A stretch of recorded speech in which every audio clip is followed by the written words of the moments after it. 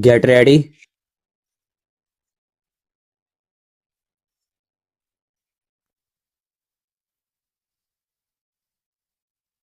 Start.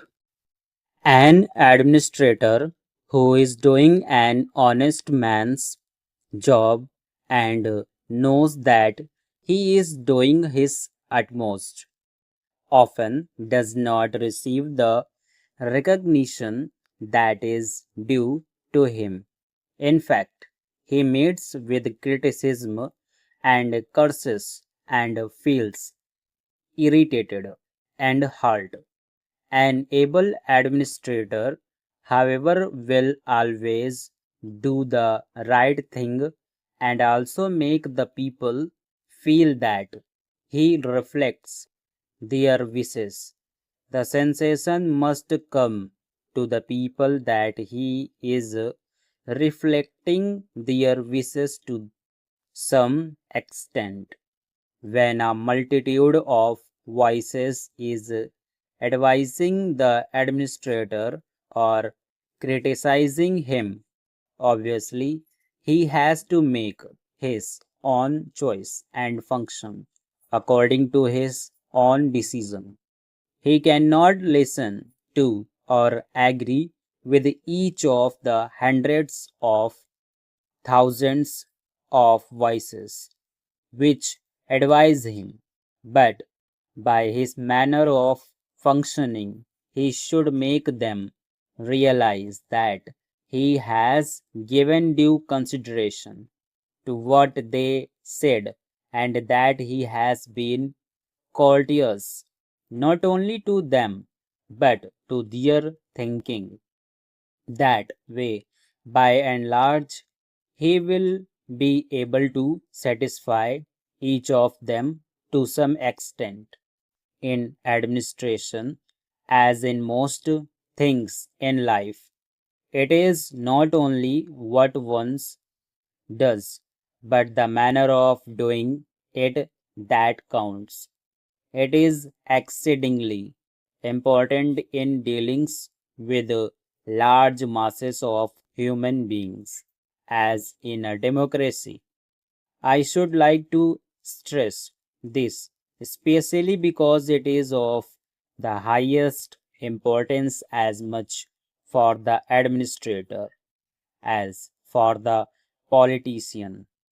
The politician realizes this in the normal course because he would give to go if he did not realize it quickly enough. The administrator, however, can continue much longer without realizing if fully, but there will be ill feeling against him, and he will not be able to do his work adequately because most of it now involves the active cooperation of masses of people. The police functions of the state no longer dominate the scene. Each state wants to advance social and economically. As a matter of fact, all public administration is bureaucracy in a way. The growth of socialism is the growth of bureaucracy.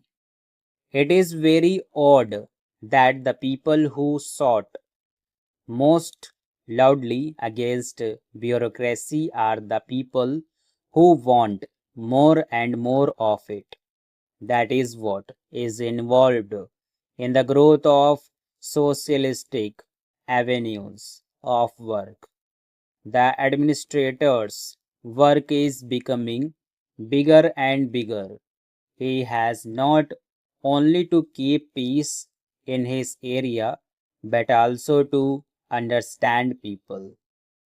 Incidentally, the report of the deputy director mentions a research project on local self government. I think that it is of the highest importance that this institute should give consideration to the administrative problems of local self government, and even more particularly to those of panchayats. There are hundreds of thousands of panchayats in this country. They form the real base of our democracy. If that base is unsound, then we are not 100% stable democratically. Even with the second base of our parliament, we are told that panchayats have not succeeded because there are disputes, there are parties, there is corruption, and all that. It is true, I think, that our experience of panchayats has been distressing, but real democracy cannot exist at the top. It can only arise from the base, and in India, this is not something alien but something natural to the soil. The fact remains that the panchayats are the primary base of our democracy, and we have to improve them. We have to evolve ways and methods to combat function and corruption in public administration.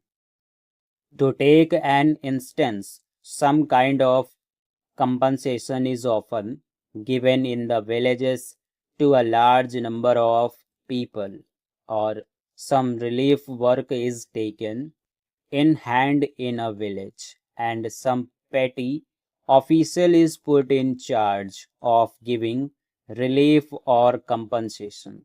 There are always and there will always be great delays in giving it.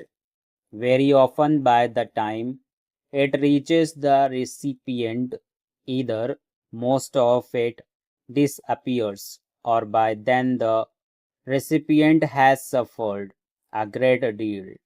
What are we going to do about it? Are we to wait until everybody is thoroughly honest and will not delay things? Of course, we should try to do that, but we cannot wait.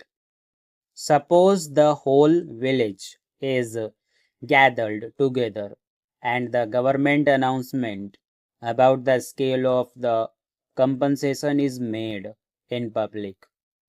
The chances of corruption will become less because the matter will be too public.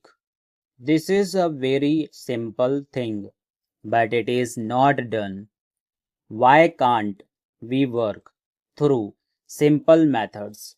I have suggested that instead of summoning the people and making them come again and again, the official concerned should go to the village and call all the people, announce the government's decision about compensation publicly, and say, come along, take it here and now.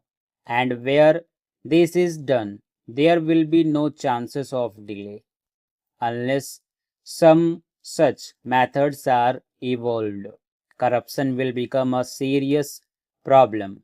Of course, some amount of it may continue despite the new methods, for its complete elimination requires higher standards of integrity on the part of the people.